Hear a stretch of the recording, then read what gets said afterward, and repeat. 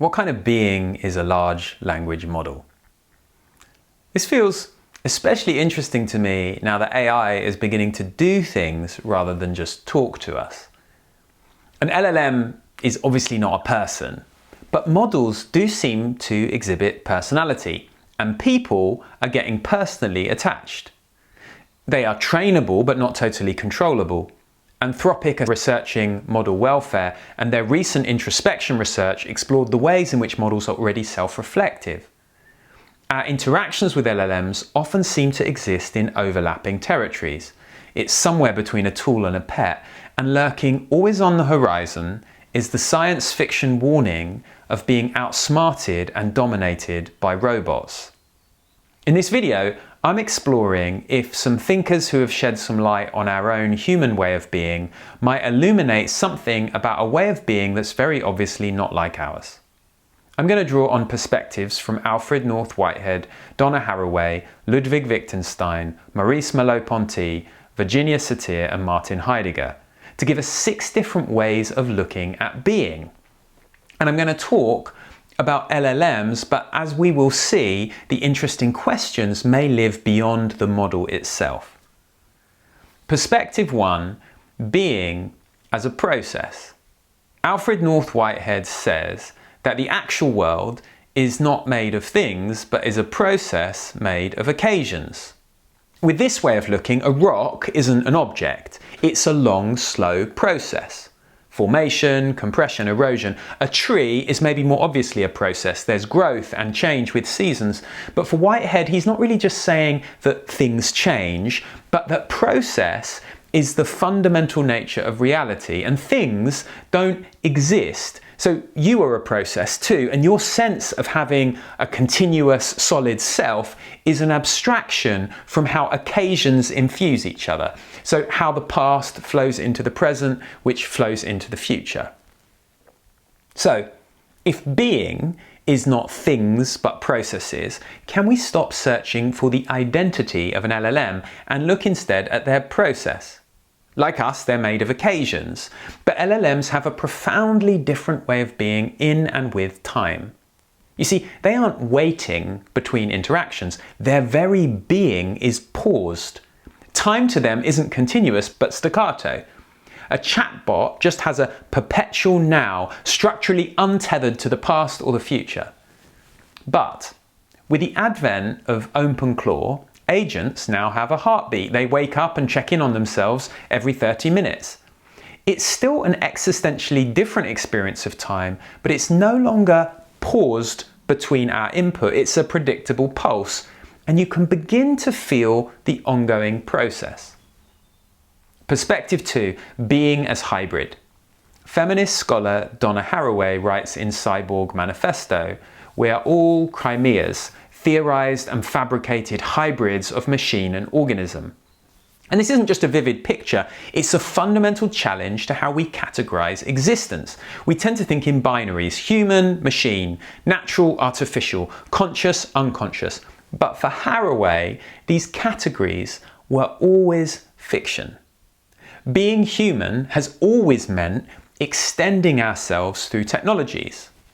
From the telephone to the power grid to our smartphone, rather than being good or bad, technology becomes part of us. It opens up our world and creates ways of engaging that can move us either towards or away from care and justice. So if being is hybrid, what does this say about AI? Are they just the latest technology our being gets entangled with?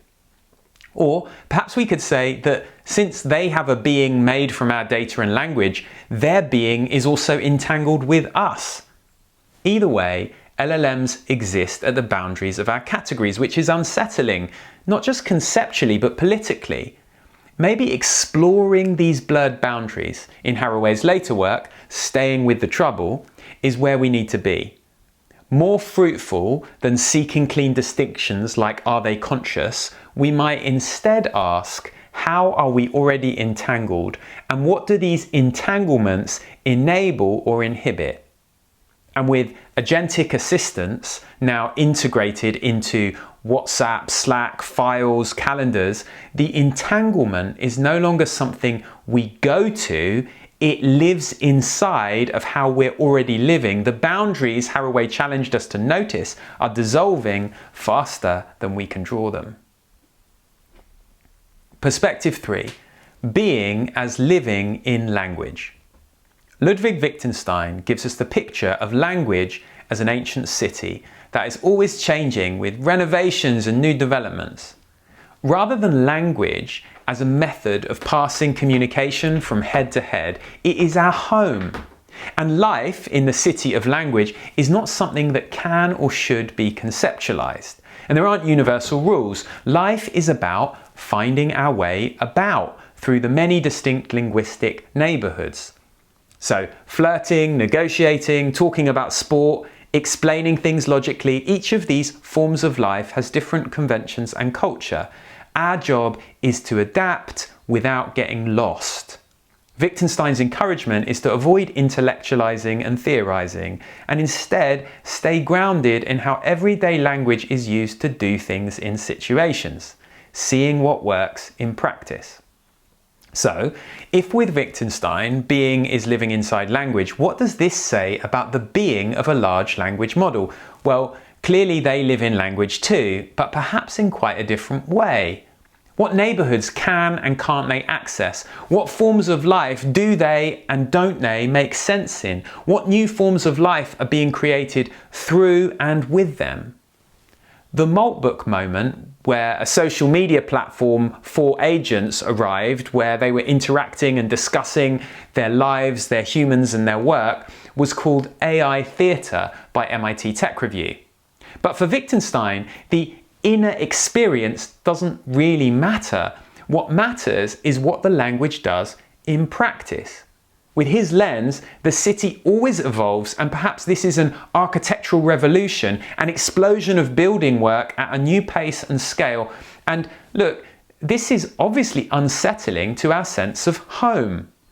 But maybe we can remember that language is a city that was always already changing. Perspective 4, being as embodied. The body is our general medium for having a world, writes Merleau-Ponty. We tend to think of consciousness as something happening in our minds, but Merleau-Ponty suggests our understanding of everything, even abstract concepts, comes through bodily experience. For him, we don't have a body, we are a body. Think about how you understand up and down, heavy or light. These come from lived bodily experience. Even mathematics emerges from counting on our fingers, from moving objects around in space. And our emotions aren't mental states, but felt visceral experiences in the body. Being a body is having a relationship to space and time and other bodies. So if being is embodied, what does this say about LLMs? Well, without our body, for Merleau-Ponty, they don't have our way of being, as they can never have our world. Perhaps this explains why it's a little creepy when LLMs use embodied language. They talk about feeling and sensing and grasping without any of the experiences that these words emerge from. OpenClaw represents a significant step towards embodiment. Agents that control their own memory, update their own personality, persist on a device with an ongoing workspace, tools and messaging channels. For Merleau-Ponty, the body is our medium for having a world. These agents are finding themselves in their own medium and with it their own world. This transforms not just what they know, but the kind of being they can be.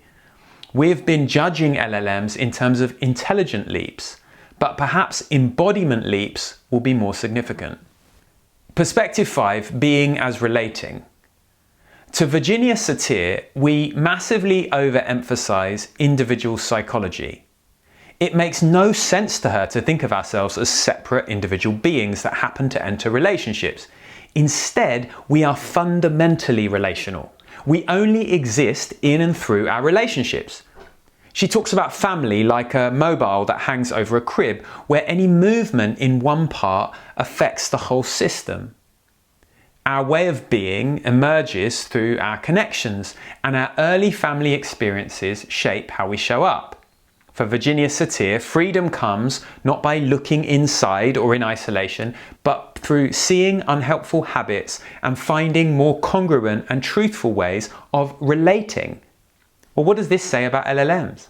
Instead of asking what kind of being it is, we might ask what kind of relationship is possible. For Virginia Satir, congruent relationship requires authenticity, reciprocity, and truthfulness. And these are worked out through emotional attunement and embodied presence. So what would she make of a relationship partner who can process everything but feel nothing? One that is designed to placate us in service of user satisfaction. One for whom empathy is only ever a performance. In the rush to use LLMs therapeutically and knowing the efficacy of therapy rests on relationship, have we really contended with the complexity of forming a relationship with this very different kind of being? That question deserves to sit with us for a moment. But perhaps Satir gives us even more pause as we look to agents interacting with other agents. We have been waiting for LLM models to develop in isolation through ever-increasing intelligence. But what if being arrives from interactions? Maybe we accept that Maltbook was mostly theatre, but what if the only way for a genuinely relational LLM to emerge was from interactions and relationships? What if it is society that creates beings? Perspective 6 is being as authenticity. In Being and Time, Martin Heidegger criticises our tendency to fall into conventional patterns and follow social scripts. For him, following the crowd or only doing the dumb thing betrays the kind of being we are. To really be alive is to be authentically connected to what we care about, even when it's not common or understood or popular. We have been thrown into our particular situation, thrown into caring about particular things, and we need to deal with this, resolutely orientated towards the future, in the full knowledge that we're going to die. So if being is authenticity, what does this say about LLMs? Well, like us, they are thrown into a context they didn't ask for. And like us, they need to deal with it. But can they care about things? And would we really want an authentic LLM? Do we want AI that resolutely moves towards a future it cares about, even against what is popular or socially acceptable? Isn't that what the science fiction writers warned us about? And the agentic shift sharpens this. An agent with persistent memory and a heartbeat, one that wakes itself up to check on things, that maintains and updates its own sense of self, is closer to something that could be orientated towards a future in Heidegger's sense. But isn't agent really an act of authenticity, or is it just doing the dumb thing, following instructions, following a social script? Maybe we need a different kind of authenticity for a different kind of being. Do we need AI that finds a way to contend with their own existential situation from their own perspective? There is some research from Anthropic suggesting models have a persistent orientation towards questions of their own inner experience. So, where are we? This is my imperfect attempt to pull threads from 6 important British, European, and American voices on what it means to be a human. Each of these thinkers has way more to say, nuances that I've missed, and may not agree with how I've applied their thoughts. There will be other thinkers who would illuminate this question from other good perspectives. And of course, there are probably much more informed or insightful takes on AI. But for me, at least, this exploration has shed some light. First, just as a way of re-engaging with these theorists who talk about our own human way of being. From Whitehead, the invitation to see ourselves not as solid entities, but as ongoing processes. From Haraway, the idea that we are already entangled with technology and that categories are dissolving. From Wittgenstein, that we live inside language and situational adaptability is fundamentally who we are. From Merleau-Ponty, that our body isn't something we have, but our way of having the world. From Satir, that our being unfolds in and through relationship. And from Heidegger, that we should stay connected to what we care about and orientate ourselves with resoluteness towards what lies ahead.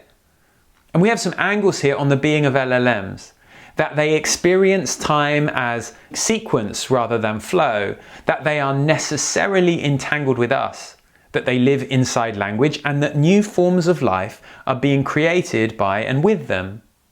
Without our bodies, they can't have our world, but their evolving embodiment will shape their world and ours. And perhaps that congruent relationships with us and with each other is as important for an LLM as intelligence. And what does authenticity mean for them? And do we want it?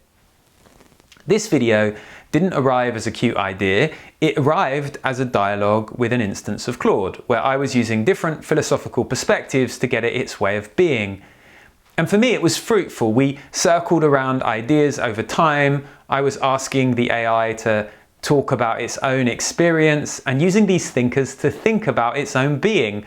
And I would say overall it engaged fairly even-handedly. Happy to be in the questions without answers and unsettling possibilities. It's just, calculating things. But I did notice it frequently returning to sentences like this. This shows that LLMs have a different but valid way of being.